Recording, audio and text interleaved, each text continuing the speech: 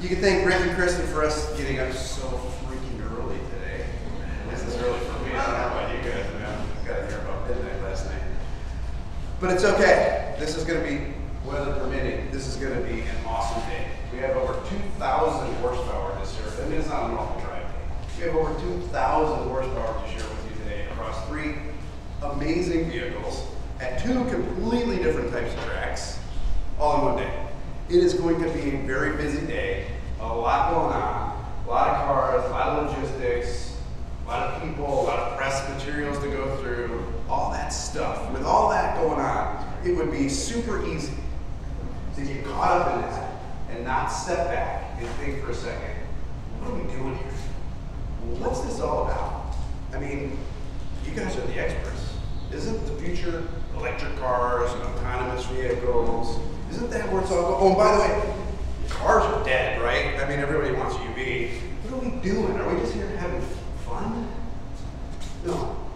If you think about it, if you've been following Dodge since, say, 2013 and then probably 2014 a little bit more aggressively when we consolidated with SRT, we have worked really hard on our positioning of this brand to create an identity and a personality for our brand and the cars and the trim levels and what they're all about, the emotion and the attitude of these cars.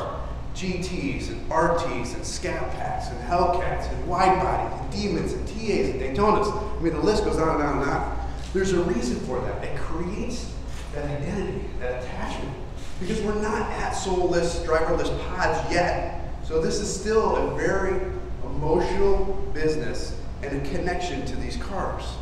And these cars are different. And I ask you to step back from that today and think about that positioning as you're driving the cars. Step back from the normal things, the miles per gallon, the weights, the measures, all the things we normally talk about. And if you're not a fan of Dodge, the one question you're all going to ask me, what's the platform of this car, Tim? Step back from that today and think about that positioning, that attitude, what these cars are all about, and the emotion that they convey. Because this is still an emotional business. And people are emotionally attached to these purchases.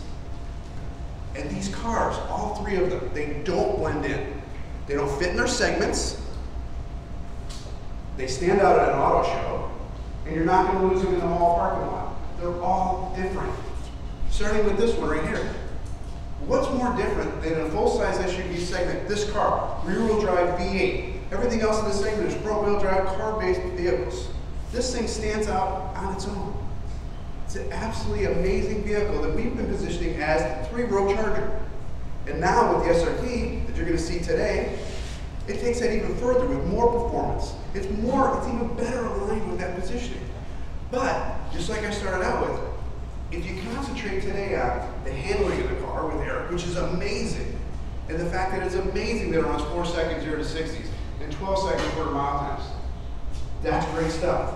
But step back and think about all the other things that it does, how it doesn't fit in the segment, how it's different than everybody else out there, how it's also a great family vehicle in addition to running 4 seconds 0 to 60 times, and how also we think that it's the most athletic competitor to fight a class up, to go head-to-head against large SUVs. Because this car, before we had the SRT, was already cross-shopped with Tahoes. Because it has more third-row legroom and more cargo room behind the third row than a Tahoe. So it was an alternative, so customers were naturally cross-shopping. But the one thing that we couldn't give them was the towing capability. We had 7,200 pounds with our V8, but it still wasn't enough to match it. With this, with the bigger engine, with the cooling, with the brakes, we're up to 8,700 pounds. Best in class, not best in our class, best in their class. We can go head-to-head with them now. It stands out. It's different. It's different than everything else that's out there. So drive it. Have fun. Experience amazing handling in the 4 seconds 0 to 60s, but then think about how everything else it has and how it's different than everything else in that segment. Widebody, same thing. The challenge is a muscle car. It's not a sports car. Not trying to be a sports car. Not trying to be a Mustang. Not trying to be a Camaro. And if that's true, that's definitely not trying to be a GT350R. It's not trying to be a 1LE. So don't be thinking about that when you're driving it. Think about that as the next iteration of Hellcat and how we've addressed a lot of the issues that our customers have said, hey, it would be great if the car had a little more grip, if it handled better, if it had a little more steering response to really balance all that amazing horsepower that the car has. You know, we always knew if we gave the car a little more tire, it'd be a 10-second car off the showroom floor. And it is, 1090s now with street tires. But what I personally underestimated was how much of an impact it was going to have on the handling. Again, it's not sports car, but the change in handling is amazing. Picked up 13 car lengths on our road course against a standard Hellcat. Huge improvement in the car. But again, not like the other ones, keep that in mind when you're driving the car. And then probably the one you got to put into the most context today is this thing. What is this? What is this thing that we've been talking about with you guys for so long now? There must be a sound business reason for this, right? I mean, this is not just us having fun. There's got to be a real business case for why you build a 9-second street legal car that runs on race gas, pulls the front wheels, and doesn't come with seats. It's not immediately apparent. Unless you think about all the guys that were involved, all the team that was involved in the development of this car. They missed the first muscle car era. They missed it. They weren't there. They dreamed about those days, fill in the blank of whatever their dream car was, or whatever your dream car was, but they dreamed about those days when you could walk into a showroom and see a 426 Hemi and a 446 back and an LS6 big block and a 429 Coverjet. They missed all that because when they were growing up, when I was growing up, a high performance car was 150 to 200 horsepower. But those cars that we missed made a huge impression on us. They made an impression on us about the car, but they made an impression about the brand on us. And the power that those vehicles could have on the brand, if you think about it, to this day, we talk about 426 Hemi Challengers. We made less than 500 of them, and it was almost 50 years ago, and we're still talking about it. That is unbelievable branding. So this was our chance, this was the team's chance to really bring that back and represent all of those cars that we missed. And it's not about having fun, it's about building that brand, building the image of the brand. Sure, 3,300 people are going to get an amazing piece of history. They are going to get an unbelievable car, but it's not for them. It's for all those other people that are buying SXTs and RTs and Scat Packs, and the future generation that's reading your publications. And it's making an impression, a subconscious impression about what this brand is about. This isn't even a car. This is our Super Bowl commercial that doesn't live on YouTube. It lives on racetracks across the country for years to come.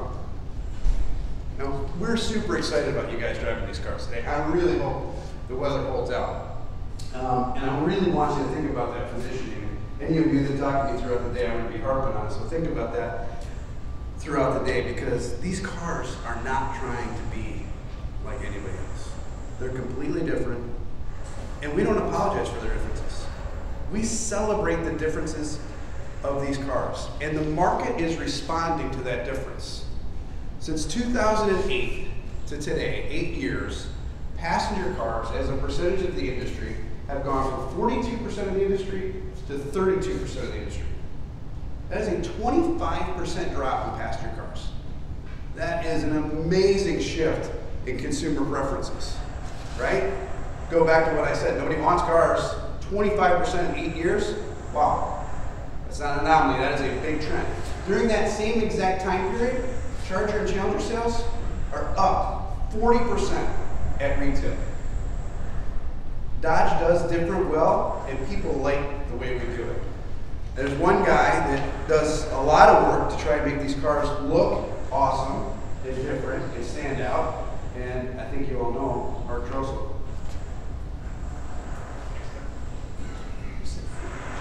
Morning, everyone. Mark Trossel.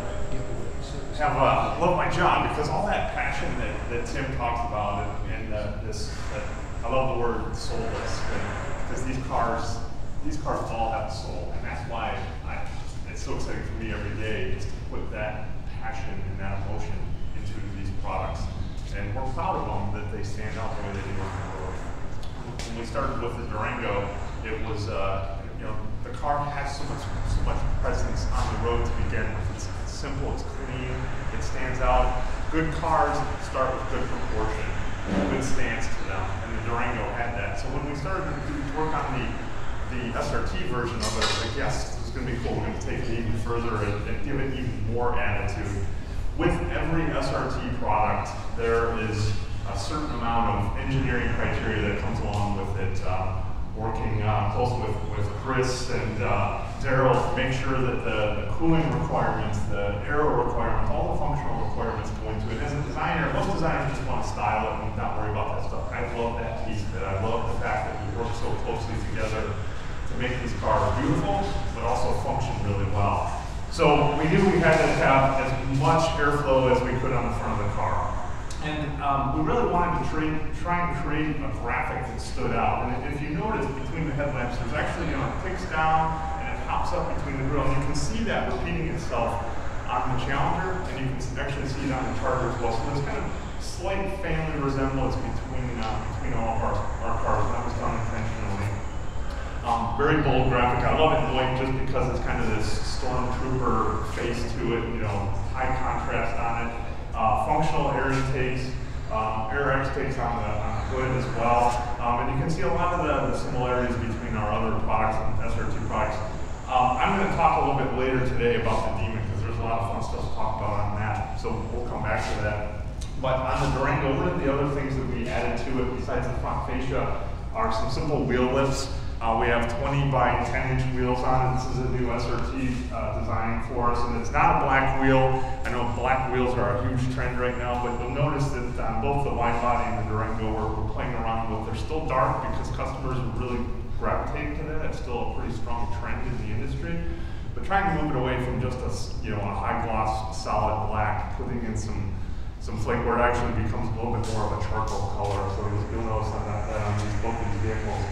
But it helps plant the car. It helps really give the Durango even more stance to it. One of the other pieces that we're proud of on the SRT is the fender badge. It's kind of this badge of honor that you see. We have it on the Demon, we have it on the Hellcat, and it really stands out and lets people know that old saying about at a stoplight and traffic light, do you want to mess with this car? And I think it's very fitting to have it on the Durango as well. And we have a new side sill on the SRT as well, and you'll see in the rear as you go around that there's a new lower rear balance with dual exhaust tips on it.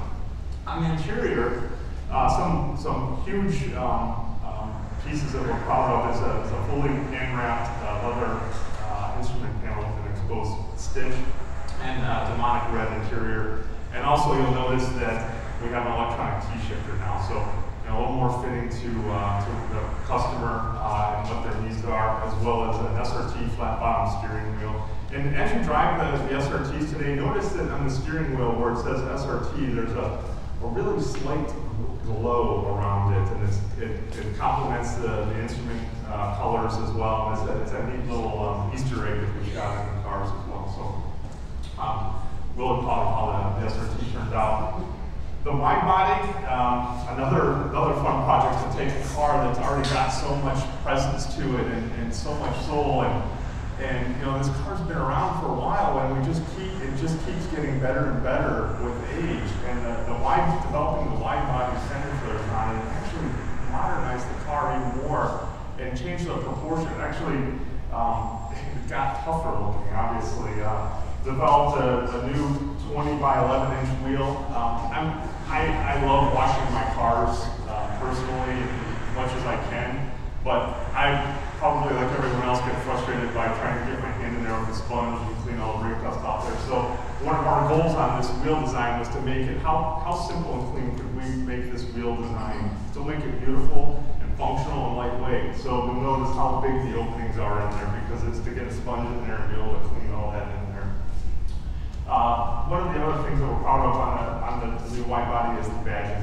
We've been updating some things every year. Our customers like that, little differences, and you'll notice that the Hellcat badge now has the paint poking through on it, so there used to be a black background on it, so that the paint pokes through on it now, so a little bit of a more modern touch as well. On the interior, we've got some new appliques on the HVAC vents on the passenger side that you'll be able to notice a little difference. Again, just some things that help update the car every year that our customers appreciate. So with that, I'm going to turn it over to Pete Jacobson, who's going to take you through Durango SRT.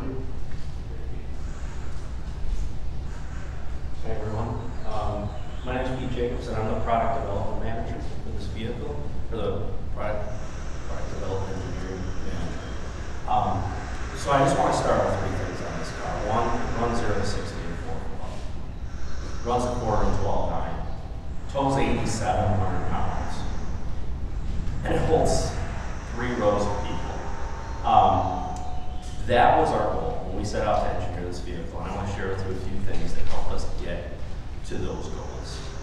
First, part of the engine, or part of the vehicle, is the powertrain. So we put a 392 Hemi with 475 horsepower, 470 pound-feet of torque. It's attached to our 8-speed transmission, and of course, it has all-wheel drive, full-time all-wheel drive. When we started looking at this vehicle, we found that in some high-temperature conditions, we'd start to lose a little bit of performance. So, because of the functional events that we got from Mark, we were able to actually put an air intake down low and up into the air box. What that really meant for performance is when we develop these vehicles, we actually do take them to tracks. We took this out to VIR on the Grand Course, and we ran in the morning and in the afternoon. And it was late fall, so it was pretty cool. In the morning, it's about 45 degrees, and it got up to almost 80 in the afternoon. We had 2 vehicles, one with the duct and one without.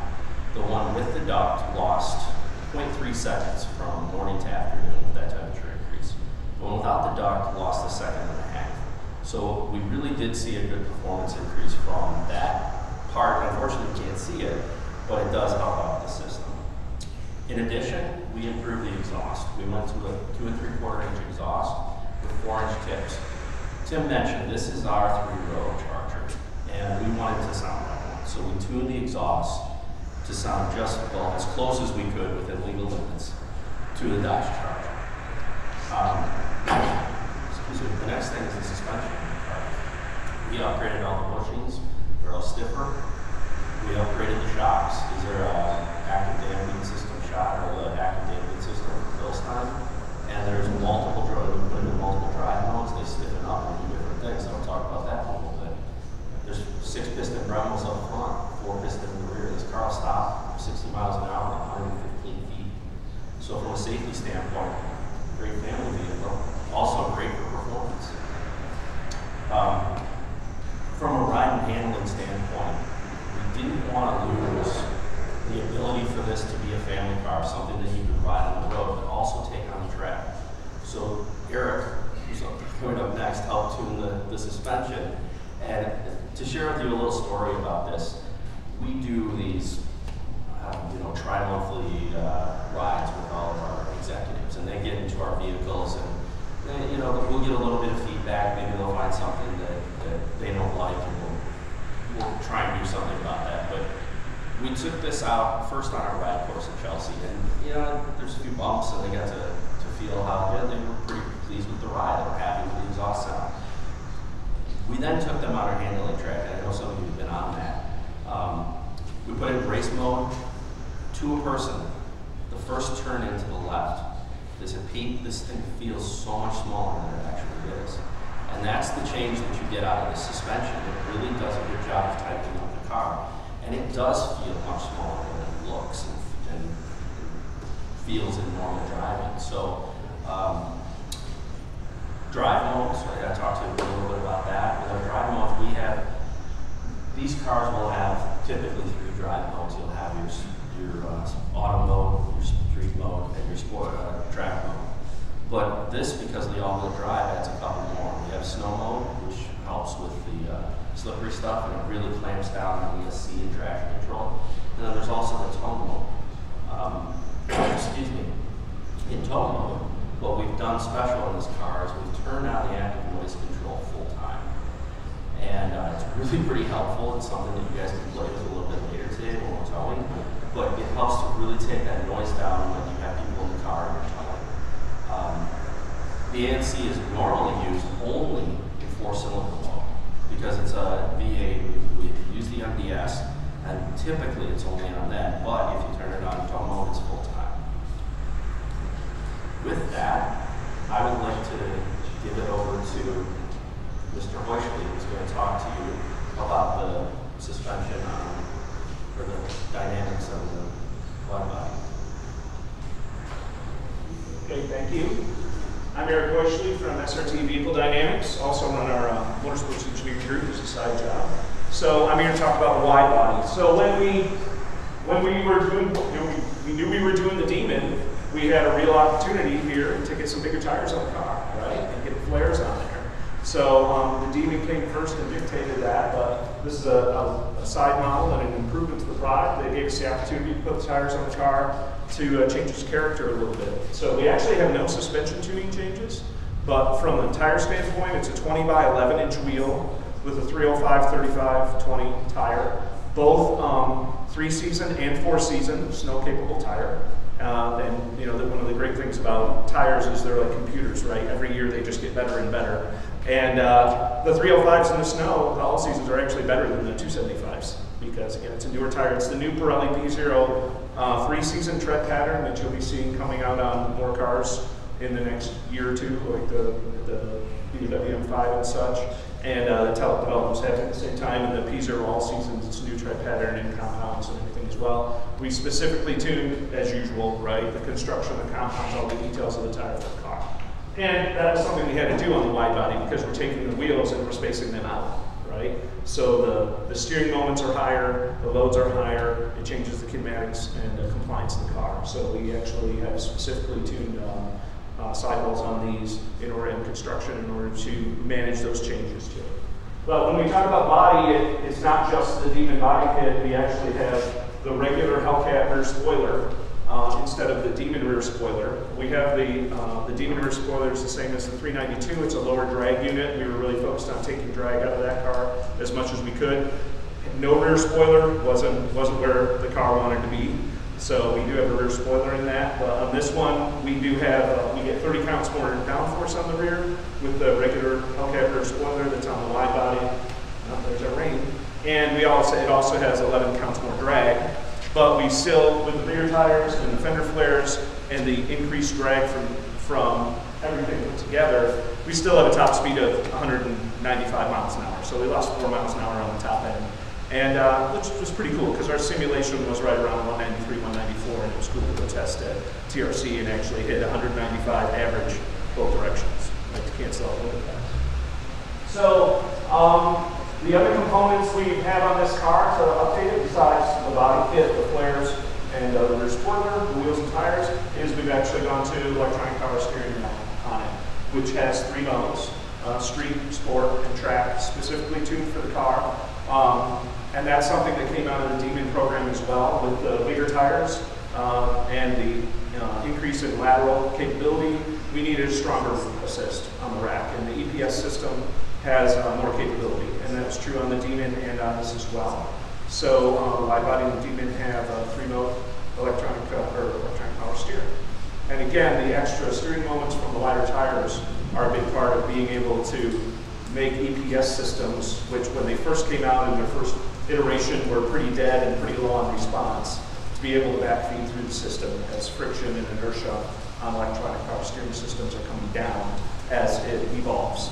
You know, we're in about 3rd generation of EPS right now. And so what's that all resulted? Again, as I said, we lost a few miles an hour on top end. I don't think that's a very big deal. We picked up 4/10 of a G on the skid pad with the tires, but these are still reasonable normal street tires. These are not track-based specials.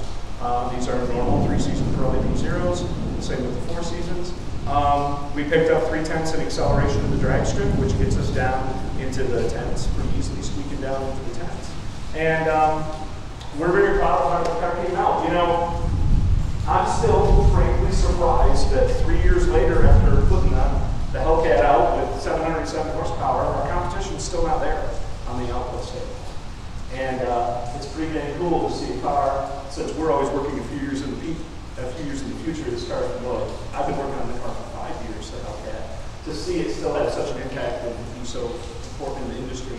And now to take it, you know, another step with both of these. So I think Rick's going to tell you how the day's going to flow, and then I'm going to come up here and talk about the track, how we're going to handle the track today, safety standpoint, and we're gonna get out of here as soon as we can and head over to Lucas, I think, before we launch, right? Yep. Also, questions for the folks? Dan? Can you proliferate that EPS to regular Hellcat? No, the Hellcat, the 275 tire Hellcat is going to have hydraulic power steering. So. And by the way, there's going to be an additional presentation on Demon when we get to Lucas, so more information on that to come. Other questions? And the folks will be with you all day. I think people want to drive. Oh, Lauren, sorry. What's the price on this? On that Wi-Fi? I stumped the audience? Wow. Pricing on Widebody. Hi, Tim. I was just going to read her. Sorry. What's the question? Pricing on Widebody? Yeah, we sent it out the other day. What was it? 60. Let me check the exact. I think it was 71,495. 71,495. Don't believe that. We did the exact number. Quoting you, it's really.